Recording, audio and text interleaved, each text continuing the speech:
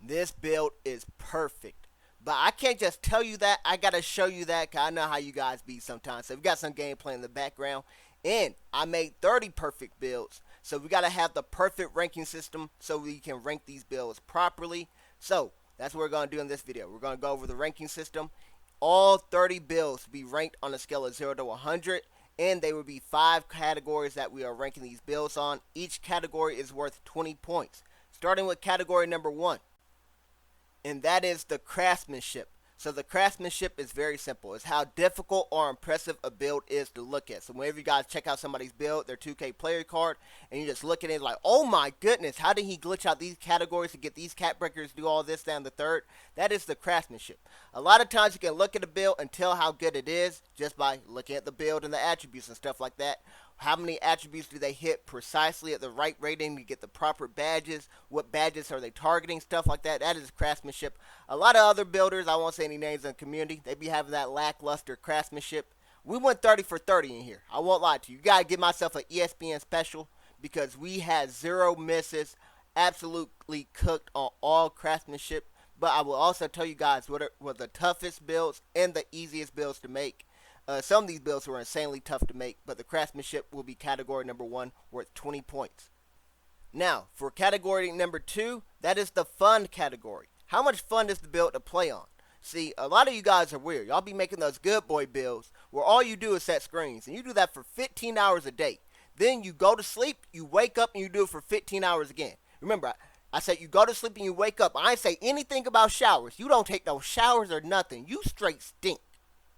Those good boy builds are going to be very, very low when it comes to the fun aspect. Now, they could be higher on aspect number 3, but for fun, I'm not really making a good boy build to have fun. I don't know how people play that playstyle. Now, I haven't played on all 30 of these builds to tell you exactly how much fun they are, but I have a good concept of how much fun they would be because I played on multiple builds, different positions, stuff like that, so I have a good idea on what would be fun and what wouldn't be. Now, we're going on to category number 3, and that is the comp category.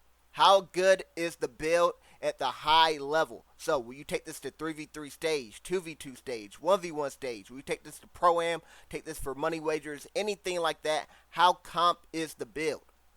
I know a lot of people are confused or combine comp and meta into the same thing, but I think they are separate. Like you can make a comp build, right? A competitive build, and it can be a little off meta, right? Make it based on your playstyle, where the case may be. For example, post scoring. I think you can have a comp post score. Now that's off meta because not many people are post scoring this year, but that's an example, right? So how comp is the build? Basically, are you taking this into money wagers? You got $1,000 on the line.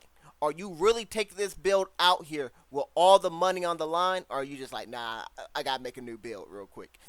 Are you really going to war with those builds with no dunking and high layup? Cause I just got a feeling your shot's gonna get sent to the 5th row. But hey, you do you. Now, the next category is going to be the skill and the IQ. How easy or difficult is the build to use? Could you give this build to a 10-year-old? Could they get busy, right? For example, I won't give out any hints on what build, but you all know the meta build that is super duper easy to get buckets on. Everybody and their mama kind of got one. Very, very easy, right? You could be 10 years old getting busy on it. You could be 30-year-olds getting busy on it. Now, the 30-year-olds might be a little bit better, but the 10-year-olds could get some really good value, right? Now, how much IQ do you also need to have to play this build?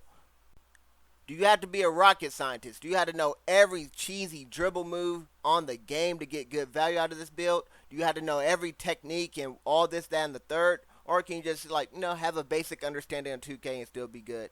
So, that is category number 4, the skill and the IQ needed. And then category number 5 is going to be the fit and the versatility. So, the fit and the versatility is like, can it play with randoms? Can it play multiple positions? Do you need to build a team around it? You have to build a team around it. That's a really bad fit because, for example, you have a point guard with no defense. Well, everybody else on the team has to have extremely high defense to compensate for that. If you have a big man that can't shoot, right? So he's clogging up the paint, so drives are going to be more limited now. Everybody else on the team got to be able to really, really shoot to compensate for that. So if the build can literally do everything, right? You got a big man that can shoot, dunk, pass, defend. That's perfect, right? And that's what we're going to see on all these builds. Since we found the best cat breaker combination, it really enabled us to maximize the build. So even our PGs, PGs really don't need rebounding or interior defense to be super high. Our PGs are loaded with rebounding and interior defense, and they still hit all the other attributes that you want your PG to have. Same thing with our big men, our lockdowns, and all the other builds. So all 30 builds here are going to be perfect, so we have to make sure we have the perfect rating system. Now, when it comes to going from a scale of 0 to 100, it's going to work like this. I will calculate and grade each build on each category individually, and then add it all up for a total score. Now, a 0 in a category is indescribable. Words cannot explain, not even pictures, videos, anything, how bad that build was in that category. Now, a 1 in a category is egregious.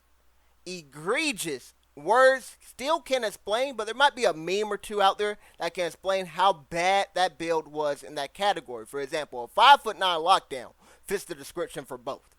I don't know what you were thinking when you made a build that was 5'9" and said, all right, I'm going to go check the best player on the other team. What were you thinking, if anything at all? Now, a 2 in a category is horrendous. Horrendous, there might be some words to explain it, but none of the words are going to be very, very good. You're going to get roasted from start to finish. There's nothing to save this build. Now, a 3 is a truly awful build.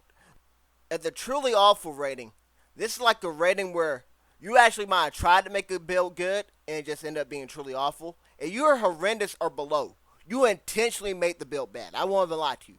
It's like if you turn the paper in with your name, you know how your teacher at least give you some type of credit, whatever. Like this is like the truly awful rating. Right above that is a 4, and that's just straight up awful. Not truly awful, it's just awful. And it's the same concept as a truly awful, but a little bit better. Now, we go up to number 5, and 5 is really, really bad. And 6 is just straight up bad. And both of these are the exact same for the most part, except for like one is a little bit more bad than the other one. But essentially, you look at the build, there's nothing good about the build. Nothing at all is good about the build. But it's not awful. If that makes sense. So it's like, all right, you made a 7.4 with like 45 speed. I guess it could have had 25. You see what I'm trying to say? You're getting to something like that where it's like, okay, I mean, I can't believe you really spent money on that build, but hey, E for effort. Now we're going on to the barely passable rating, or the barely passable tier, I should say, and that is going to be from 7 to 13. So starting at 7, 7 is well below average. Now, that's when you look at the build and you're like, okay, there's one thing the build can do well. There's just one thing. It might have like some really good block or something, right, to get paint patroller. Everything else on the build, hang it up. It might have a really high 3 ball. Everything else on the build, hang it up. There's only one thing that is barely passable, and that is carrying the build is well below average. Now, we have 8 points, and that is the straight up below average rating. And it's the same thing as well below average, but the other attributes are just a tad bit better. They're still not good, but they're just a little bit better. Now at 9 points, we have slightly below average. Now, there might be 2 to 3 things that are good about this build, but the bad outweighs the good, so there's 3 to 4 bad things about this build. Now at 10 points, we have straight up average. This is when things are perfectly balanced as all things should be. There's 2 to 3 good things about the build. There's 2 to 3 bad things about the build. Now we're going up to 11 points. This is the slightly above average rating. So that's when the good outweighs the bad by 1 point or 2, 1 category or 2, whatever the case may be. So there's 3 good things about the build. There's only 2 bad things about the build. Now we're going up to 12 points. 12 is above average. Now for above average, you can have everything be good on the build, but one thing can hold it back so much you can't put it into that good category. The good category would be 14 points and above. So an example of above average is you got a point guard build with the Kratos playmaking cat breakers, but the pass accuracy maxes out at 71. So I feel like you're kind of trolling right now. Your pass accuracy on a PG is a 71. The defense is great. The shooting is great. The finishing, everything about the build is fire, but 71 pass accuracy on a PG, unless you're playing 2v2 and 3v3, you're kind of trolling. Now, same thing with well above average, but the other attributes might be a little bit better, Or that pass accuracy that I mentioned, for example, might be a little bit higher. Might go up to 75, right? Which is still a little bit too low, because you really want 76 for versatile visionary, or 77 for De'Aaron Fox pass down, stuff like that. So you're still barely missing out. But those would be some examples of above average and well above average. So those were 12 and 13 points respectively. Now we're at the good and better tier. This is 14 points to 20 points. So at 14 points we have good. It's a good build. There's no weaknesses about it. Now, you could, of course, refine the build and make it better, but there are no weaknesses about the build. It's a good build. We go up to 15 points. That is really good. Now, I don't mean to toot my own horn, but I think all my builds that I ever shown were good or really good when it comes to craftsmanship and stuff like that. But the perfected builds are a little bit different, but you guys could think of good or really good examples. Be like some of my OG builds. Like my first Ant-Man build I thought was probably great originally, maybe even amazing and stuff like that. But the more and more you learn about the cap breakers, the more and more you see like, alright, that first OG Ant-Man build was just probably good to really good, right? Now that we manipulated and perfected the builds and stuff like that. So, those are 14 and 15 points respectively. Now we're at the 16-point category, and that is the great builds. So, the good builds have no weaknesses. The great builds are the same way, but the difference is the great builds have higher values that they target. So, instead of just getting 85 still, for example, they go up to 91 or 94 still. Instead of just getting, 82 pass accuracy or 87, they go up to 93 pass accuracy. They target the higher values and maintain those elite ratings at all the other categories. So that's what separates the good and the great builds. Great is 16 points. Truly great is 17 points. Now we're going up to the amazing tier at 18 points. The truly great builds hit all elite values. So do the amazing builds. But the difference between the two, the amazing builds also hits the elite values or really good values. And the attributes you really didn't even need. For example, you look at a Kratos build, you're like, I don't really need rebounding or interior defense on my PG. But when you go with those Kratos builds, those playmaking caps, you can get that stuff on your PG. That's when you enter the amazing category. And same thing at 19 points with the spectacular category. But you also go into the realm of like best build in the game when you're at the spectacular category, right? So spectacular is worth 19 points. Again, all elite values are hit. You even get ratings that you don't want, no weaknesses, anything like that. But you're like best build in the game conversation. Now, for the final category, we have the legendary category, and that is worth 20 points. That is the maxed out rating you can get. And when we talk about a legendary build or anything that grades well with the legendary rating, we're talking about a build you will be talking about for years to come. For example, a lot of people know about the BP build back on 2K, 20, I believe. But whatever game it was, people still talk about those builds years after. So the build transcends the game, if that makes sense. So we might be talking about Kratos builds from 2K26 in the year 2030 or something, right? When 2K30's out and popping and stuff, like, yo, man, you remember that Kratos build we made 4 or 5 years ago, bro? That build was insane. This, that, and the third. So that is the legendary rating. That is the maximum score you can get in each and every category. So you get 5 20s, 5 legendary scores. You get the perfect rating of 100. That's the legendary rating. And then you multiply each of these ratings by 5. You also get the same thing, right? So, for example, spectacular is worth 19 points. 19 times 5 is 95. If you're in that 95 to 99 rating, you're a spectacular build. Once you get to 100, though, you breach that threshold, you become a legendary build. Same thing with amazing, that's worth 18 points. Multiply that by 5.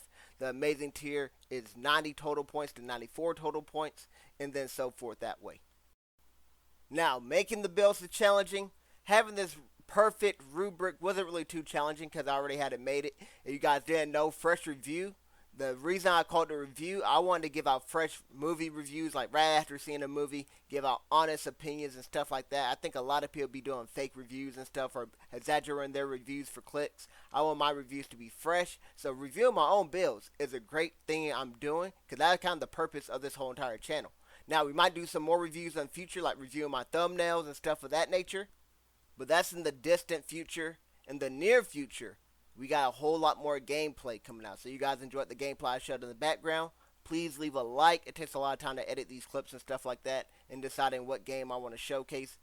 I did like originally a whole bunch of 3v3 games where we kind of played like a well-oiled machine, but then like I kind of ran out of footage for that, so then I decided to show some really entertaining clips. If you guys like this stuff, I'd gladly keep editing clips, but we got a whole lot more gameplays coming up. Okay, remember, the builder is only half the battle. The gameplay is the other half. I don't only want to have you guys be better builders, I also want to make you guys better players. So our gameplay series would be just as good as our building series. So make sure you guys subscribe. You will not want to miss that. As always, thank you guys so much for watching. I hope you guys enjoyed. I hope to see you guys on the next one. God bless.